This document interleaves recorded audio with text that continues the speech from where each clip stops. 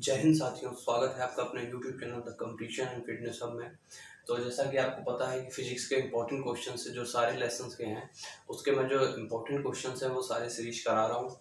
और जो आज का अपना टॉपिक है तरल दाब है और ये चैप्टर 12 है। और इसके पहले के सारे जो भी हैं लेसन्स उनके मैंने सारे वीडियोस अपलोड कर दिए हैं, तो जिसने भी ना देखा हो वो हमारी प्लेलिस्ट में जाकर देख सकता है। और जिसने भी चैनल को सब्सक्राइब ना किया हो सब्सक्राइब कर ले और पसंद आए तो लाइक करिएगा। और जो आपके आने वाले एग्ज़ाम है जैसे कि एयरफोर्स है और इंडियन नेवी के एडमिट कार्ड भी आ गए हैं, तो आप एडमिट कार्ड डाउनलोड कर लीजिएगा।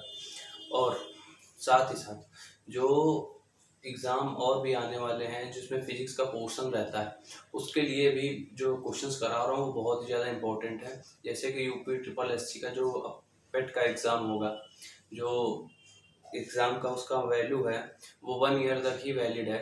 उसके द्वारा आप सीधे उसको क्वालिफाई करने के बाद आप सीधे मेंस का एग्ज़ाम दे सकते हैं। और ये सिर्फ 1 ईयर के लिए ही वैलिड है और ये सिर्फ यूपी की वैकेंसी के लिए ही अवेलेबल है, सभी के लिए नहीं है, सिर्फ यूपी के लिए है। तो आपको क्या करना है, बस तैयारी करते जाना है मन लगा के। और ये क्वेश्चन सारे ही जो कराता हूँ ये फिजिक्स के बहुत इंपॉर्टेंट क्वेश्चन हैं। तो चलिए आज का स्टार्ट करते हैं सेशन। कि यदि क्षेत्रफल 1/4 हो जाए तो दाब पर उसका क्या प्रभाव पड़ेगा। यदि क्षेत्रफल है किसी का और उसको 1/4 कर दिया जाता है तो दाब, क्योंकि ये क्षेत्रफल और दाब एक दूसरे के प्रोपोर्शनल होते हैं, तो अगर ये 1/4 होगा तो दाब भी 1/4 ही होगा, 1/4 होगा। दाब पर कोई प्रभाव नहीं पड़ेगा। दाब जो अगर यहाँ पर 1/4 करेंगे तो वहाँ पर भी 1/4 होगा। अगर यहाँ पे 1/3 करते हैं तो 1/3 होगा, 2 गुना करते हैं तो 2 गुना करना होगा। तो आपको क्या जानना है कि जो क्षेत्रफल है वो दाब का प्रोपोर्शनल होता है, इन्वर्शनल नहीं होता है, सिर्फ प्रोपोर्शनल होता है। इस वजह से जितना भी यहाँ पे जो भी होगा वो वहाँ पे होगा। अगर यहाँ 1/4 है तो वहाँ भी 1/4 ही होगा। करता हूँ, आपको क्लियर हो गया होगा। नेक्स्ट क्या देखते हैं कि द्रव दाब निर्भर करता है। यह जो द्रव दाब है वह 3 चीजों पर निर्भर करता है। जो पहला है गहराई पर, गहराई, दूसरा है घनत्व तथा, 2 चीजें आप पहले समझ लीजिए, फिर तीसरी बता रहा हूँ कि द्रव दाब निर्भर करता है। ये 3 चीजों पर बेसिकली निर्भर करता है। पहला गहराई है और दूसरा घनत्व है और तीसरा है गुरुत्वीय त्वरण, गुरुत्वीय त्वरण।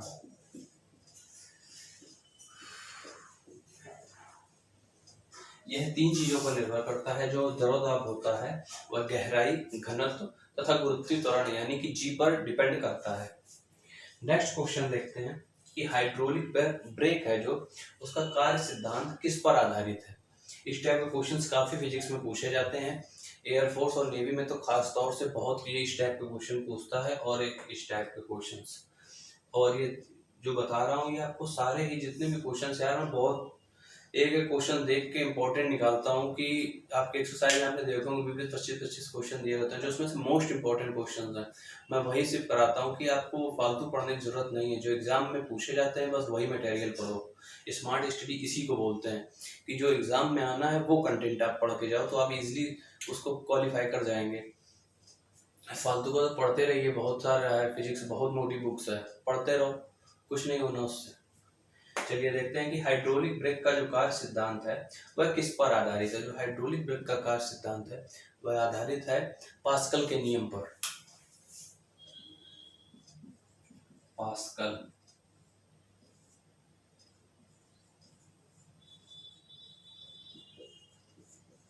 जो हाइड्रोलिक ब्रेक का कार्य सिद्धांत है वह पास्कल के नियम पर आधारित है। नेक्स्ट क्वेश्चन कि वायुमंडलीय दाब का अचानक गिर जाना क्या प्रदर्शित करता है। जो हमारा वायुमंडलीय दाब है अगर यह अचानक से गिर जाता है तो यह प्रदर्शित करता है मौसम में कुछ बदलाव हो रहा है। और जो अचानक से गिर जाता है तो वह आंधी को प्रदर्शित करता है। जो वायुमंडलीय दाब होता है अगर उसका स्तर जो पैमाना है मीटर है उसका अचानक से नीचे गिर जाए तो समझ लीजिए कि मौसम में बदलाव होने वाला है और आंधी आने वाली है। आंधी और तूफान का संकेत देता है। बेसिकली आंधी आंसर होगा, आंधी। जो राइट ऑप्शन है वो आंधी होगा। तूफान पे क्लिक नहीं करना है। अगर आंधी और तूफान दिया हो तो सही है, अगर सिर्फ आंधी दिया है और तूफान अलग दिया है तो आप आंधी को टिक करके आएंगे। आंधी बिल्कुल राइट ऑप्शन है इसका।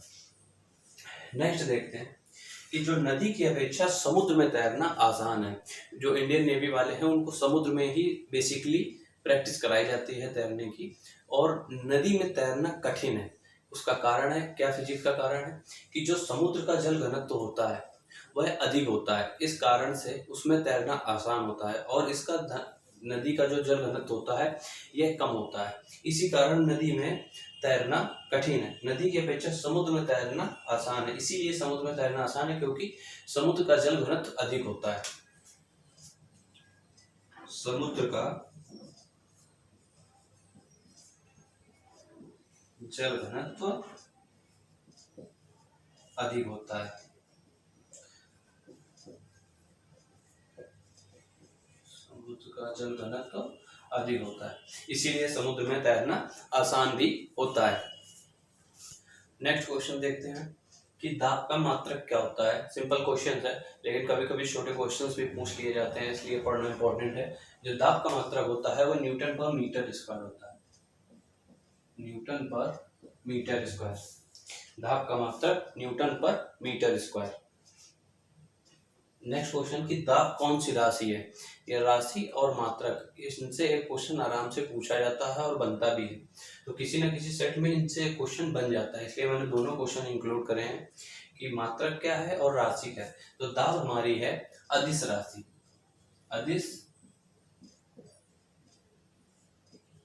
राशि दाब है अदिश राशि। अगला क्वेश्चन देखते हैं कि जल से भरा एक गिलास है, उसमें एक टुकड़ा बर्फ का डाल देते हैं, तो जो बर्फ डाली जाएगी वह गिलास एक पानी से पूरी तरीके भरा हुआ है और उसमें बर्फ का टुकड़ा डालते हैं।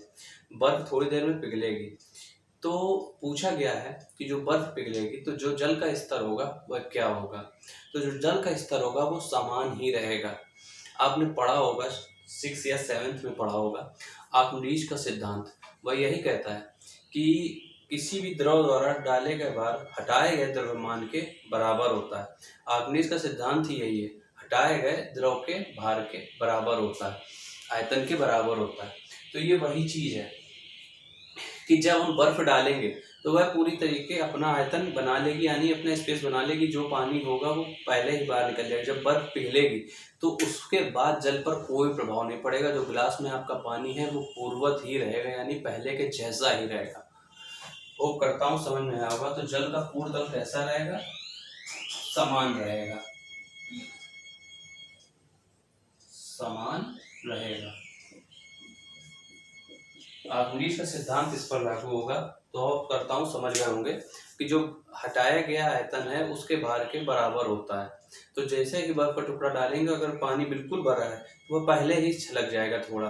वो अपना जब जगह बना लेगी उसके बाद जब पिघलेगी तो उस पर कोई इफेक्ट नहीं पड़ेगा, क्योंकि वो अपनी जगह पहले ही बना चुकी है। यही आर्किमिडीज का सिद्धांत भी कहता है। तो ये क्वेश्चन उसी पर डिपेंड है। तो पूछा गया कि जल का पूर्ण तल कैसा रहेगा। तो जल का पूर्ण तल एक समान ही रहेगा, सेम रहेगा, उस पर कोई इफेक्ट नहीं पड़ेगा, यानी कि उसका तल बाहर पानी नहीं गिरेगा। वह जैसा बाल्टी है या ग्लास है किस तरीके से बदल सकता है। इसमें ग्लास दिया है, हो सकता है बाहर बाल्टी पूछ दे या ड्रम पूछ दे, तो उसमें भी एक समान ही जल का स्तर रहेगा, उस पर कोई इफेक्ट नहीं पड़ेगा। अगर बर्फ पिघलने के बाद पूछेगा तो बर्फ पिघलने के बाद उस पर कोई इफेक्ट नहीं पड़ेगा। नेक्स्ट क्वेश्चन है कि एक पिंजरा तोते के साथ है। एक पिंजरा है कोई, उसमें तोता बंद है और एक कमानीदार तुले में लटका हुआ है। अगर तोता उस पर उड़ना शुरू कर दे, पिंजरे के अंदर ही उड़ना शुरू कर दे, जो तो कमानीदार जो तुला होगा उसका पाठ्यांक क्या होगा। अगर वो उड़ना करेगा तो पाठ्यांक जो होगा कमानीदार तुले का वो कम होने लगेगा। तो जो इसका आंसर होगा